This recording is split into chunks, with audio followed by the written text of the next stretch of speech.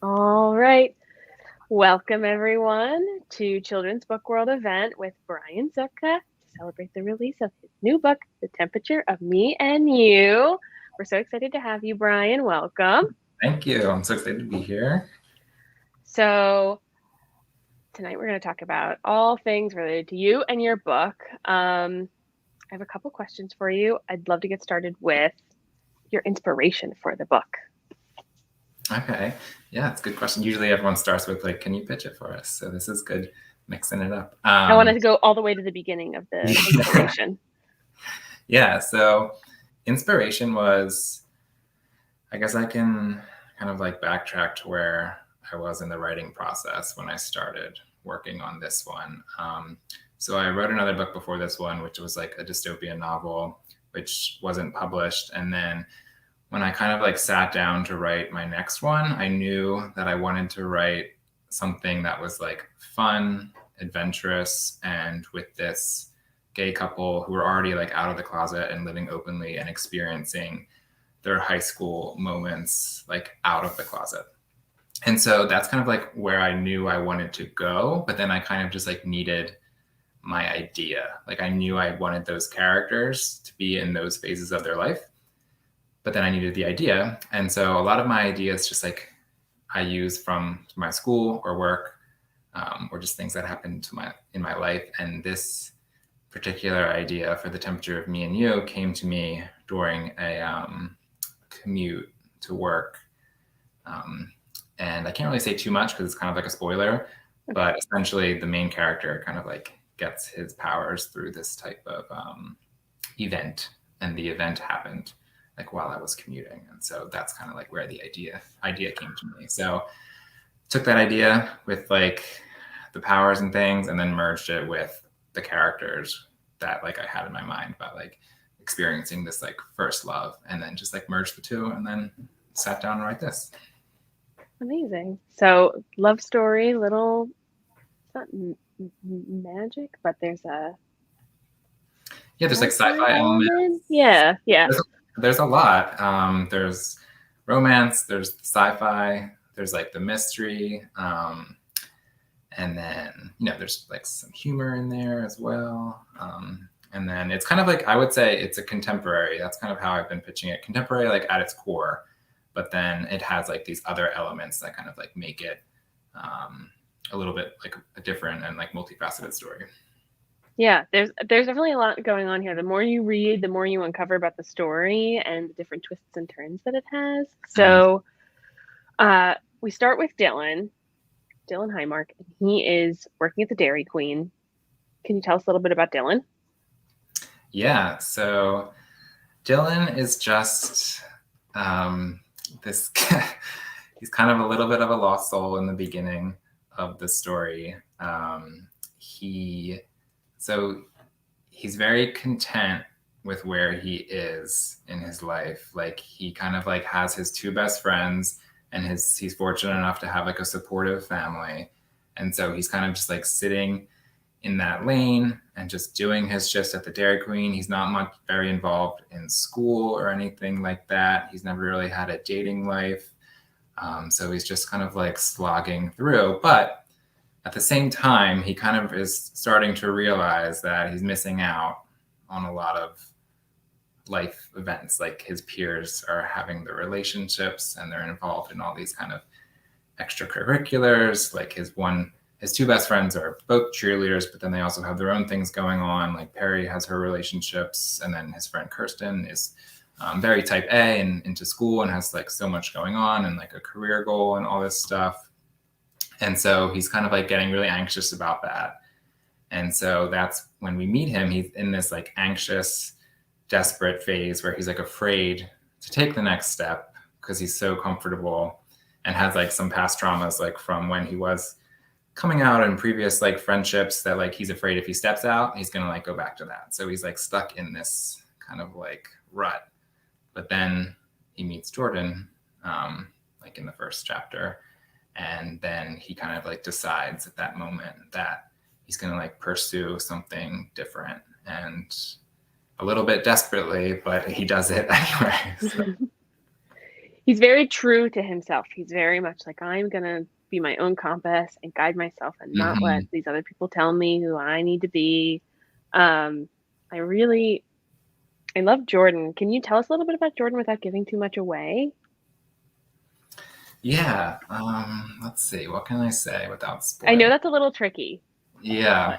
but Um, yeah. So I guess I can kind of say where Jordan's at in the beginning of the story as well. So Jordan is new in town, which I don't think is a spoiler because that's right in there in the beginning. But he's kind of like this quiet, confident person who's like dealing with a lot in his life and a lot of changes. And so he's, looking to settle into a new place. And he came from a good place in his previous life, and he feels like a lot has been taken from him at the beginning of the story. And so he's also kind of in this, I don't know if I want to say desperate, but he's also kind of in this like yearning phase in the beginning where he wants to like get back to having friends, to meeting new people, and to getting involved with things. But he like can't do that because of his new life. So we kind of like meet him in this very like worrisome, like tepid like phase. And then he kind of like, that's where Dylan and Jordan kind of like complement each other and work to like move each other along in their own like processes. yeah. And well, Jordan's pretty mysterious Yeah. too. And the more you read, the more mystery's uncovered, but he still has this little, it's like aloof, dark, mysterious thing going on. That's really Yeah. fun. He's very serious and mysterious. And that's because he kind of like has to be, as you'll find out as people read. Yeah. So, to circle back to Dylan's best friends, can we talk about them for a little bit? I Yeah, love of course. they are tried and true best friends for him. Um, I want to hear some more about them. Oh yeah. Yeah, they were so much fun to write. I knew I wanted Dylan to have these like two good, like really close friends. And I wanted like friendship to be kind of this like main theme throughout the story. I didn't want them to just kind of like be in the story as just like these kind of like side characters. I wanted them to have like their own, you know, arcs and relationships, and just kind of like really just, I don't know, just add like a totally new and different element to the story. So yeah, so Perry and Kirsten are his best friends. They're in his grade. They've been best friends forever, and that's kind of like why Dylan is so close and comfortable with them. Perry is kind of like this cheerleader. She's like an all-star cheerleader. She has a lot going on with that. And just trying to use that to kind of like get into college. And then she also kind of deals with this boyfriend that she has who's like on again, off again.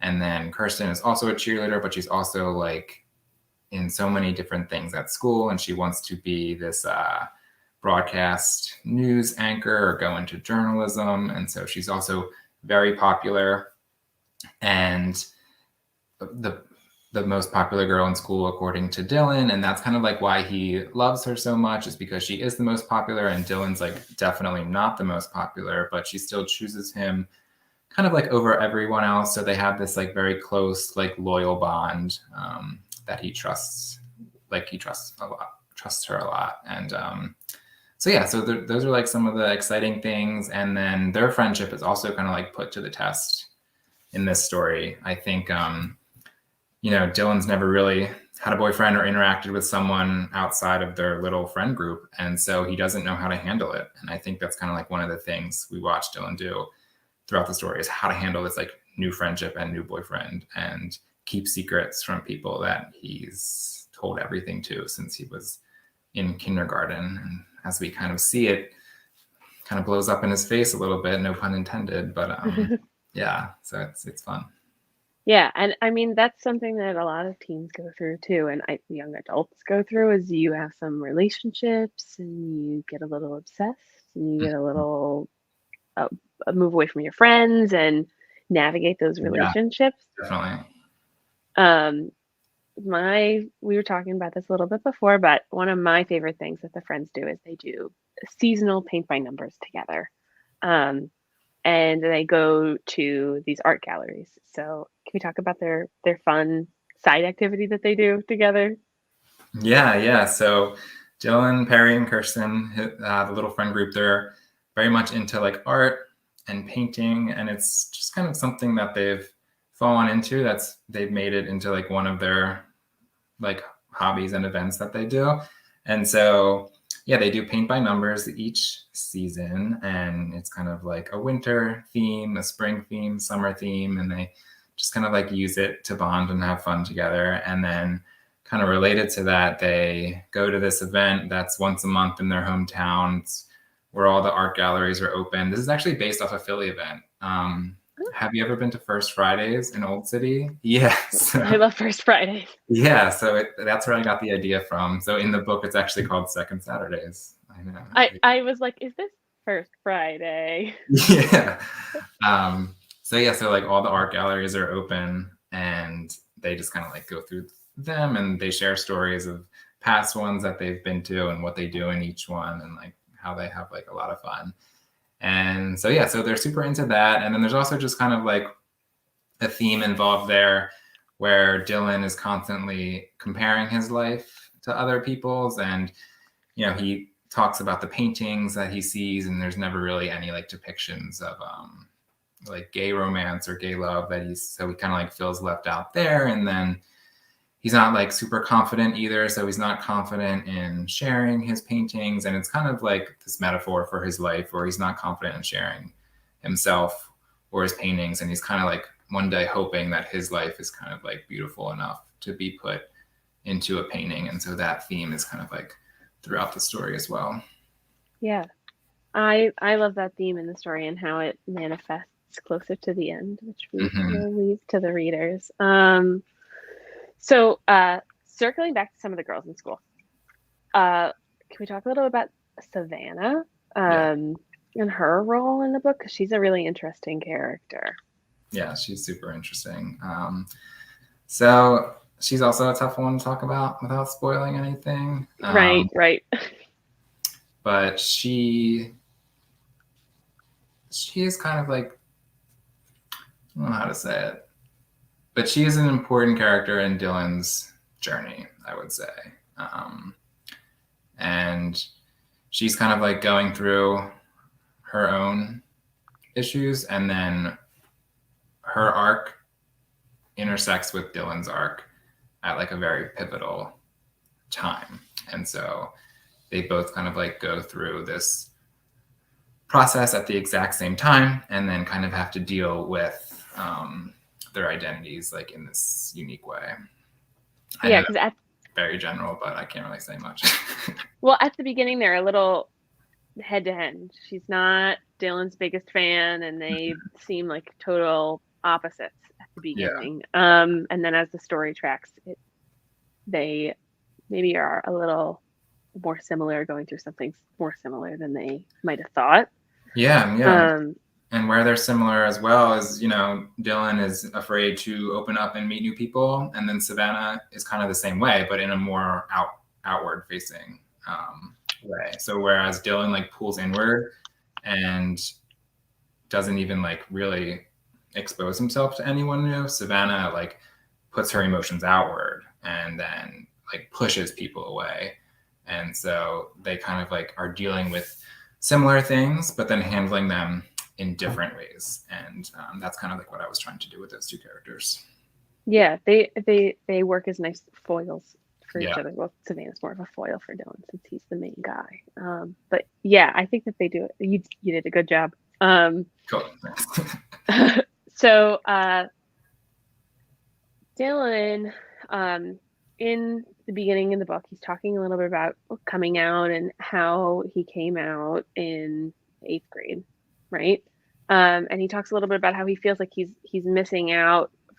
Some of his peers have had this like longer journey, and so they've like you were saying earlier, they've had this like dating experience already, and he hasn't really gotten that. And there's maybe not a lot of people who are like guys that are out in his school that he can hang out with or that he likes. So can do let's talk about that, and maybe also his relationship with his parents. I think his parents they're really supportive, and that's something that I've seen a lot in like YA literature with queer protagonists. So can we talk about that a little? Yeah, so in terms of his coming out story, I knew I wanted to share that, and then I knew like I wanted that to be his point of like strength. So he has like a lot of these flaws, and he's like self-conscious and a little awkward and a whole lot of anxious and things like that. But I wanted him to go through that early coming out process, and then he kind of like always remembers that like, oh wow, like I did that like very early on. And I think he uses that at different points in the story as his like point of like strength. Like, oh, I actually can pursue this person, or I actually can like do this thing or get through this really hard time. So I wanted that to be in there. I also just think like, yes, it's not a coming out story, but I feel like if it wasn't in there, you'd be like, when did it happen, kind of thing. So I definitely wanted to put that in there, and then use it as like his source of his strength. And then with the supportive parents, I just wanted this to be like a fun and lighthearted, cute story. And so I wanted to have like his supportive parents just, be over the top and like cringy in their like level of support. And so that's why that's in there as well. Yeah, his little sister, she's like, I hope that I could never, like, mom and dad are going to be too supportive. Yeah. So at one point, for those who haven't read it, his little sister, they're having like a conversation, Dylan and his little sister, and then Dylan says a comment or something, and then Cody, his little sister, says like, oh, I really hope I'm not like you, because mom and dad are so over the top. And she's also like very she's kind of like a Kirsten, like very type A, and is involved in a lot of different activities. That's another character who kind of like makes Dylan feel bad about himself, is his little sister. And like Dylan's mom actually works for Penn, and Dylan makes this comment one time that he thinks his mom is like priming his sister for like an easy admission to Penn, and then if she got my application, she would probably like reject me. So that's kind of like how Dylan's feeling. But so his little sister is like, oh, I hope I'm not, because I like don't have time for all the things that mom and dad did for you for that. So it's just like a funny thing. Yeah, it is a funny thing. It's cool to see his parents being really supportive, and I like how that was. I feel like I would have questioned it and been like, well, when did how did he come out? Like what was going on? So I'm glad that you included it in there. And I think that it does seem like a source of confidence for Dylan, that he's like, okay, I have shared this thing about myself, and that was hard and is a hard thing for a lot of people, and here I am being myself in this way. And that is empowering for him, for sure. And we were talking a little bit earlier, and you mentioned that you wanted it to be like a story about somebody who's already come out and like living their life, like in this space, to people who are out already, and like how they're moving through the world as young adults that are out. And I think a lot of queer young adult books that I've read are like, they involve the coming out, or it's like the point of tension in the book. So it is really interesting to watch the dynamic play out in YA, that he didn't have to come out in the book. It's already happened. So is that leads me to my question of, were there other YA books that you were looking at while you were writing this, or stories that you didn't see reading YA that you wanted to see, and that influenced this at all? What was the role of that in your writing?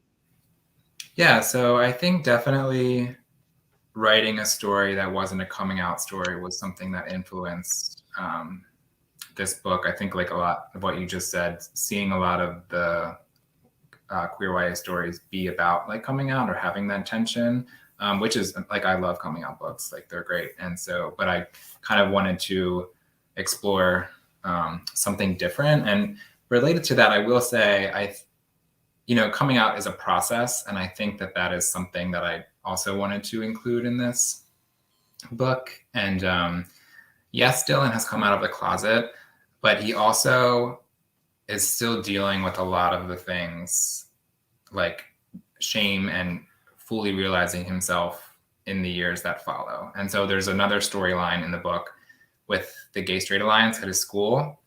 And then that kind of like touches on that piece, and just how he's still working on gaining his confidence related to that. Like, I mean, I know personally, I thought like when I was younger, once you come out of the closet, you think it's like a switch, but it's not. And it takes like years of like practice and just becoming like more comfortable with yourself and unlearning all the things that you like put in your head. And so that was like, so it still deals with like the coming out process, I think, in a way, but just in a different way.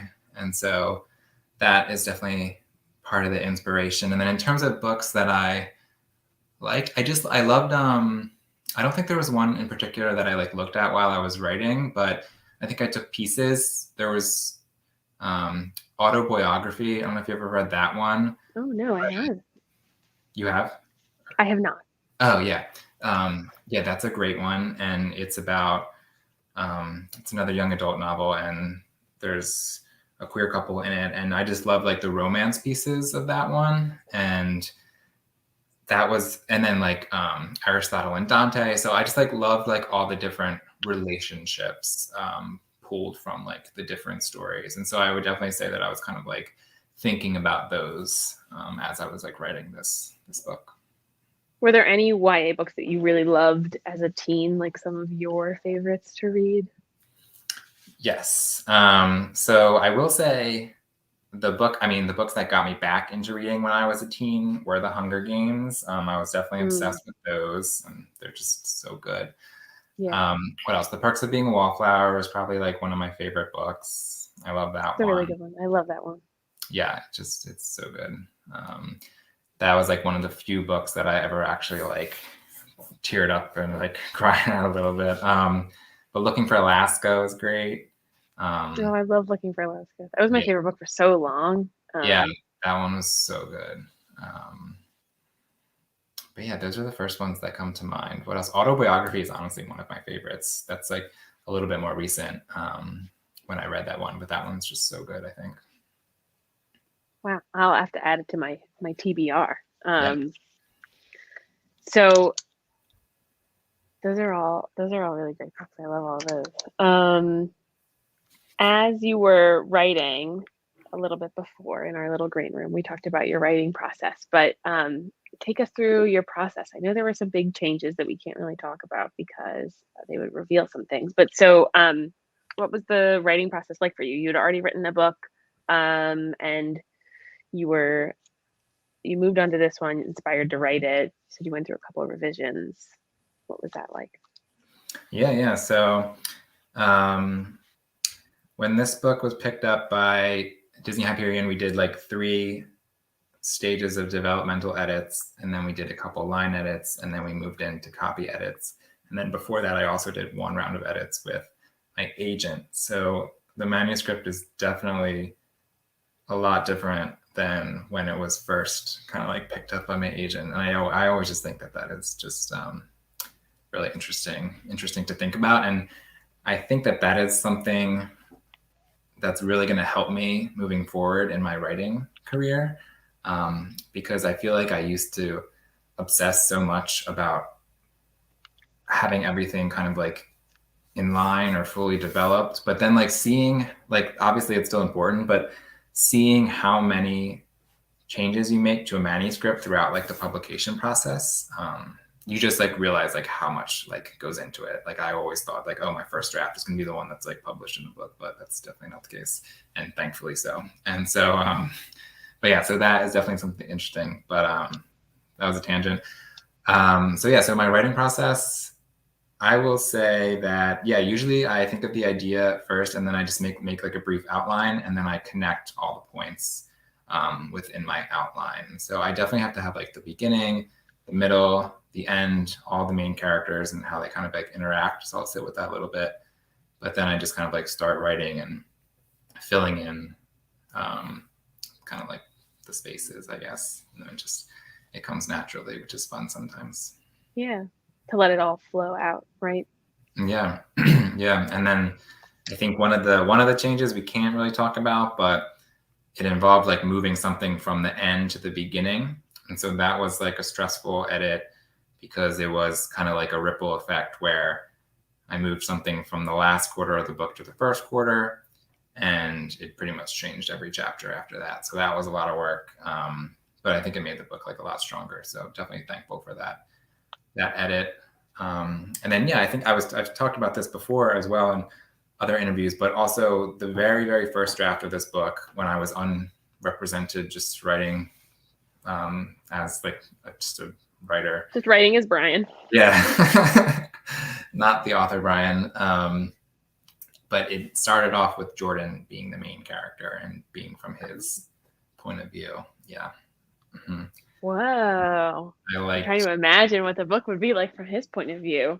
Yeah. So, I mean, so you've read it, so just what happens to him. That was like the beginning of the story kind of thing. Oh. Yeah. I would read that. I know. If you wrote like a reverse perspective, I would read it. Yeah, so that, and then I decided against that because it just felt like a little bit too much like a superhero origin story, and I wanted something to be a bit more ordinary high school contemporary story kind of thing. So that's why I changed it. Yeah, I mean, I think Dylan's really relatable, and I like Jordan as a little mysterious, and I liked discovering more and more about Jordan. And yeah, he wouldn't be as mysterious if he was the main character. So yeah, I nonetheless, I definitely would read it from his perspective. That I want to know what's in his mind. Yeah, yeah. So, is there anything that you kept from the first draft that's in the final draft, like something that you really, really loved, a scene that you kept that you really wanted to have? Maybe not a scene that's gonna a spoiler or anything, but anything small, maybe. So there's a scene. So my favorite scene in the book is in chapter 12, and it's a scene where Dylan and his friends are playing on this like frozen lake. And so that scene was in the very, very first draft since the beginning.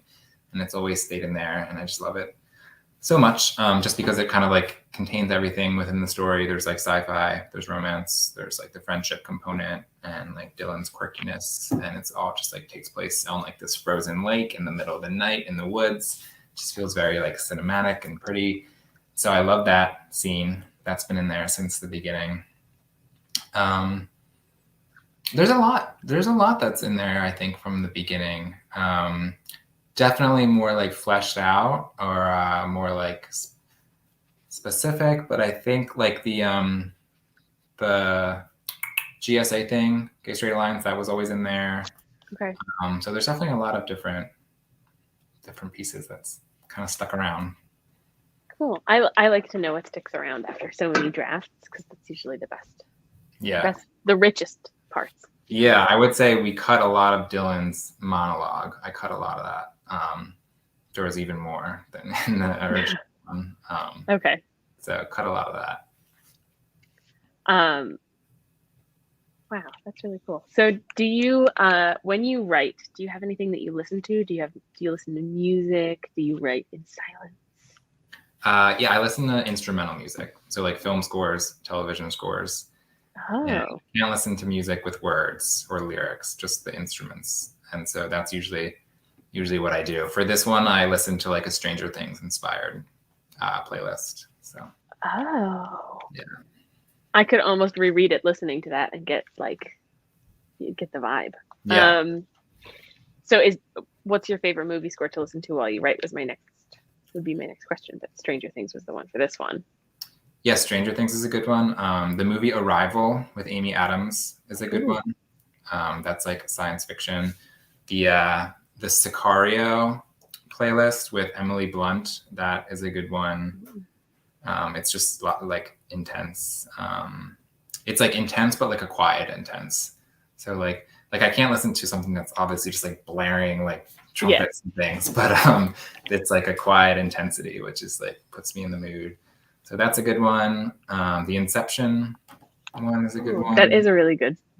Yeah, lots of like Hans Zimmer and all that stuff. So Hans Zimmer's great. Yeah. So speaking of movies, if you could pick two actors to play Dylan and Jordan, who would you pick? If your book were to turn into a movie and you could pick the actors, not that writers ever can pick the actors that play the characters, but if you could pick somebody. Yeah. So people keep asking me this and I don't know one for Jordan. And I need to like search and like look for one. But for Dylan, I have a couple, but I think it would be cool if I really like Noah Jupe as Dylan. Okay. You know him from what is he in? Quiet Place. He was in the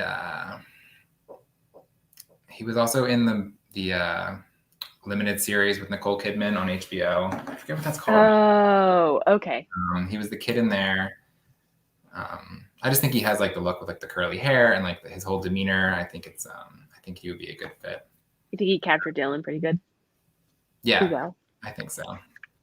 But yeah, I don't know Jordan. I have to come up with someone, honestly. It's kind of like it's got to be somebody like who's got that, who can play that energy. Yeah, I almost feel like it's more based about like maybe like personality than like what they would look like almost, because he has to like give off that that mysterious energy.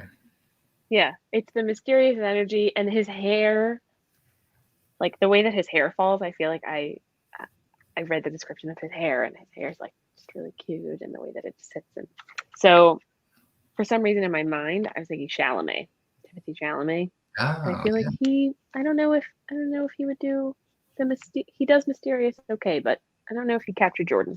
I mean, I guess that's why they're actors. Maybe he can make right. I mean, it's their job to pretend to be that person, right? So, so have you always wanted to write YA? Is my next question. Yep. Yeah, I started writing YA just because that's what I was like reading at the time, and so I just naturally gravitated toward writing YA.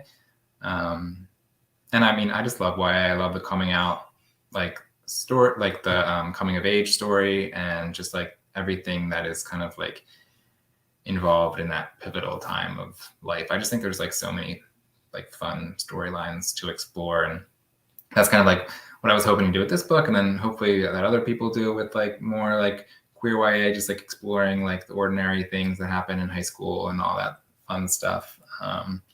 But I would definitely like probably move to write adult fiction eventually. I think that's definitely a goal of mine, but I like writing YA right now. Was your first book that you wrote, your unpublished first, a YA as well, you said? Yeah, it was a dystopian YA. So we were talking a little bit before, and you mentioned that you were a bio major in college, but that you gravitated towards writing. So what started that journey for you? And how did you move from bio to writing?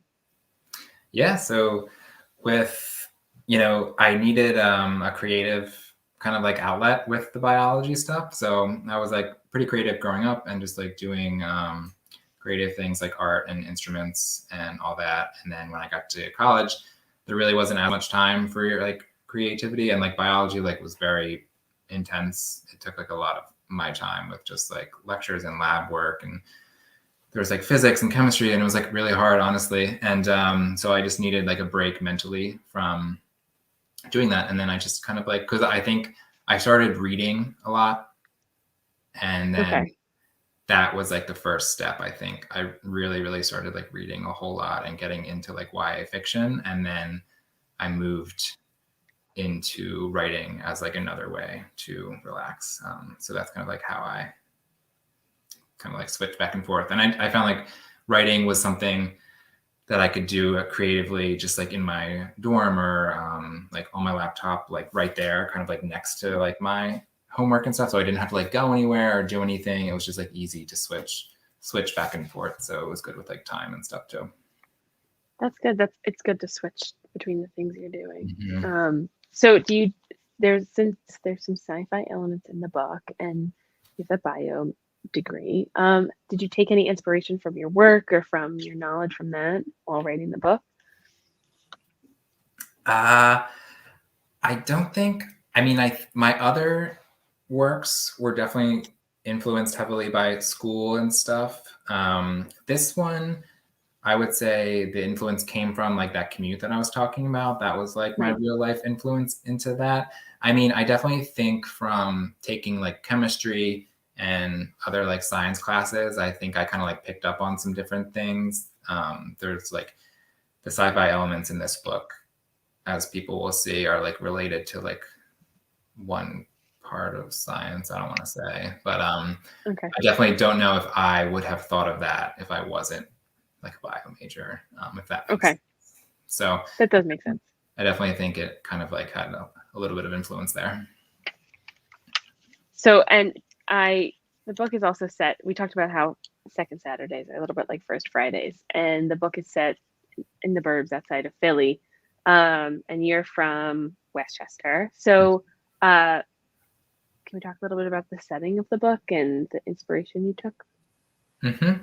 Yeah, I wanted kind of like the whole, when I was talking about switching the perspective from Jordan to Dylan, I really wanted it to just be this ordinary suburban, like teenage story kind of thing. And so that is where I pulled a lot of the inspiration from the suburbs. And I wanted everything to contrast, like the suburbs to contrast with the superhero powers and extraordinary things that are kind of happening. So I purposefully included a lot of like suburban staples like the Dairy Queen and like the Starbucks that they go to and the like woods that they walk around in, and driving around on like the suburban streets and the basketball games and just everything. Definitely I wanted it to be like heavily influenced like by the like, I don't want to say like mundane, but like the the mundane suburb life to contrast with this unbelievable thing that's happening with Jordan and Dylan. Yeah, I liked that that contrast, and I feel like everybody had a friend in high school who worked at like a Dairy Queen or a Baskin Robbins if you didn't know it yourself. Yeah, I mean the contrast was something I was trying to do in a lot of places. Hopefully it comes through, but like with the heat and then also with the winter weather, that was something that I was like, I just had this image, I don't know why, but of just them being like hot and on fire, and then it takes place in the spring. It starts in January and then through like the next couple months, and so there's just like this cold weather that's kind of like gripping the hometown. Lots of snow. It's gray, and so I really wanted that to be like this contrasting thing to kind of like provide this like cinematic image. And I think the cover actually captures it really well with the blue. The cover does with the yeah. blue and the orange. And also like when you have your first love, it very much feels like you two are on fire and the rest of the world's cold. It doesn't matter. It's just the two of you, right? I love that. Yeah, I didn't even think of that. Yeah. Yeah. Well, it's the experience of reading the book. Yeah. You didn't think of it, but you wrote it, so True. it's in there. I'm going to open it up to some questions in a little bit. So, to our viewers out there who are enjoying this, feel free to comment your questions for Brian, and we could talk through them. In the meantime, do you have anything else in the works right now? Anything that you're working on, writing projects? Yeah.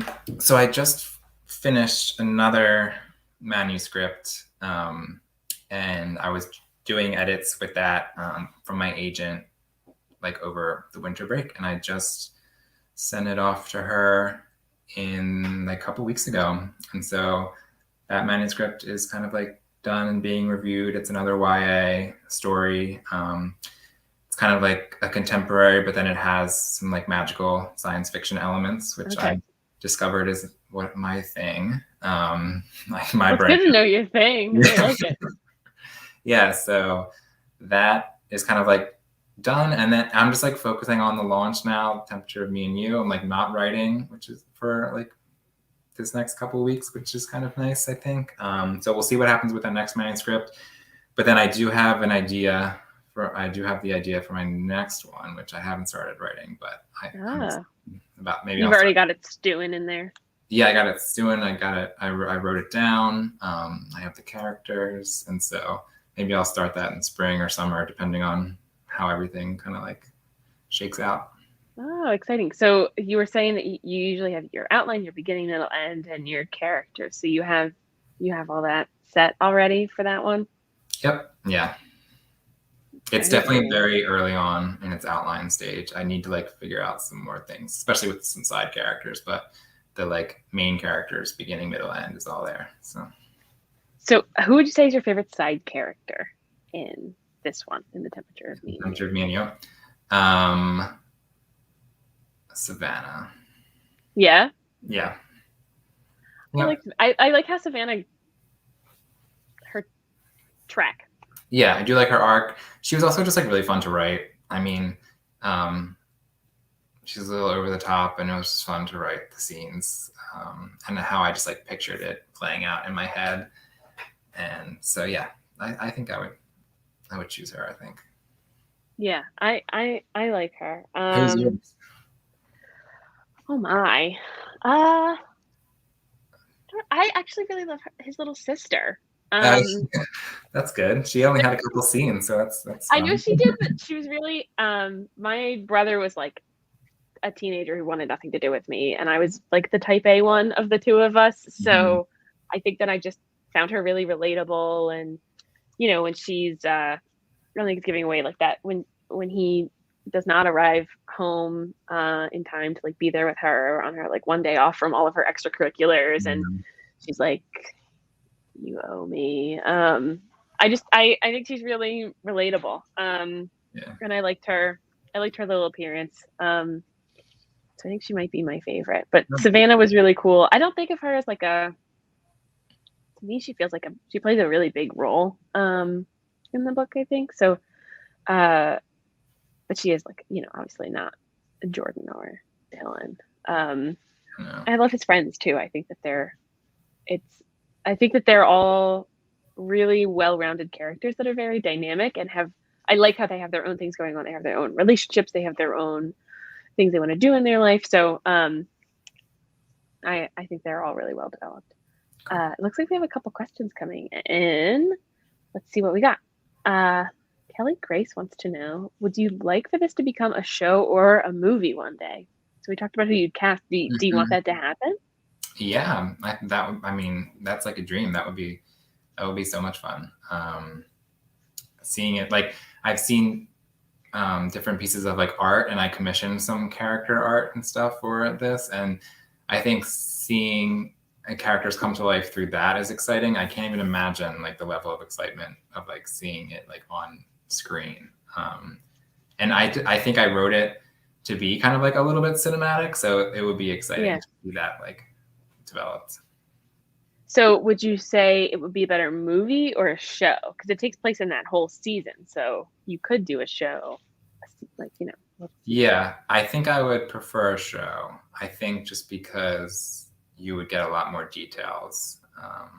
I mean, I don't know. I've obviously never developed this short right movie, but I would imagine you would get like more like depth of stuff in a TV show. I would imagine maybe like scenes could be like a whole entire episode, whereas like in a movie they would be like 5 minutes. You know, I don't know how it works usually, but I think a show would be cool. Yeah, I feel like shows always go way more in depth, especially shows based on books that have come out, like the limited run series. They do a good job of getting into details. So yeah, a limited series would be cool. Yeah, like nice hour-long episodes. That'd be nice. A nice limited Hulu series would be perfect. Yeah. Someone from my coworker Lisa from the bookstore asked, Brian, did you ever have your own Dairy Queen summer? Oh, did you ever work at a Dairy Queen? Good question. I'm surprised I haven't talked about this, but yes, I did. I worked at Dairy Queen. It's kind of like where the inspiration came from for that. I worked at the Dairy Queen on the Wildwood Boardwalk in the summer. Yeah, a few. What was it like to work on the Wildwood Boardwalk in the summer? It was great. It's a great spot for people watching. Lots of like entertainment. Yeah, it was fun. I lived down there too, and so just like a good summer at the Dairy Queen. Oh wow! So is that how you really have the knowledge about all the Dairy Queen ins and Yeah, outs? yeah, yep. All the blizzards and like there's one scene in there where it's just like a line, and like no one else would even like probably think twice about the line, but it's just Jordan comes into the Dairy Queen and he just like points at the menu, and he doesn't like say what he wants or anything. And that was just something that we would always joke about. Like people would come in and just like point and be like, I want like that. And then you would like look at this huge menu and you can't really tell. And so I just like threw that in there, but like no one else would probably even think of that. But there's lots of details from working at Dairy Queen in there. Yeah, there's one scene where Dylan's like, maybe like we can spend the summer together and I can teach him more than just the vanilla and Oreo blizzard. I think he says he's like what does he say? He's like a fudge brownie kind of guy. Yeah, brownie batter kind of guy. Yeah, brownie batter kind of guy. Everyone would order the vanilla and Oreo. Like for every 10 of those, there was like one different one. So. Oh wow. So could you peg people by their Dairy Queen orders? You'd be like, you're a brownie batter kind of guy. Can you do that? Probably. That would be a fun game, actually. Maybe I should do that sometime. Like for like a book event. But yeah, I think that would be fun. Well, there's like he does that for Jordan, and then there's actually a descriptor for Savannah at one point where he says she smells like a cotton candy blizzard. So there's like different things that are in there. Yeah. So yeah. What was your order? So I actually, when I was younger, I loved the cotton candy blizzard. Like I loved the sweet stuff, and I would like sometimes just put like a ton of vanilla ice cream and then dump like rainbow sprinkles and the strawberry syrup like on top of it and like mix it together. So I just like loved the like sweet stuff. Like my favorite candy is like Skittles and Starburst and all that. So I think I just like love that. But I kind of like gravitated away from that. And I think now if I get ice cream, I definitely like chocolate cookie dough and stuff like that. So okay, more like still sweet, but a little not as cotton candy blizzard sweet. No.